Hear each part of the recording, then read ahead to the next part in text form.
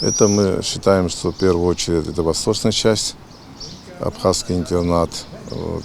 Мы там никогда не помогали, мы решили помочь. Мы решили также помочь Ачамчийскому району, армянской общине. Передаем машину тоже дар Рагич, главе села, и один из руководителей армянской общины Ачамчийского района.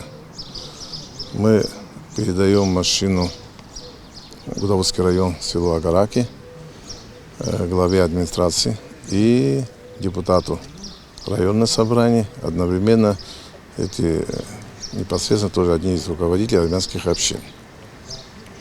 Четвертую машину мы передаем батюшку Виссариону. Вот. Мы считаем, что это будет достойно. Это у нас сейчас 5 машин мы даем. Плюс через несколько дней мы еще привезем вторую партию. Плюс мы купили, еще для детских школ, для детей еще несколько автобусов.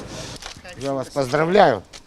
Спасибо. Держите, большое. это вам, чтобы это все у вас счастье детям принесли. Спасибо большое, спасибо. Можно я скажу?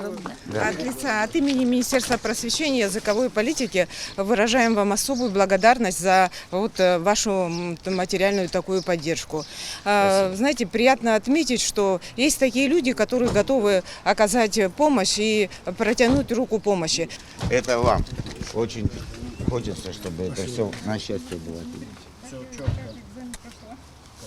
Сей человек, он всегда делает бескорыстно. И чтобы люди научились делать что-то доброе бескорыстно, чтобы не ждать, что взамен что-то получу. Вот как это делает он. Я очень рад и благодарю.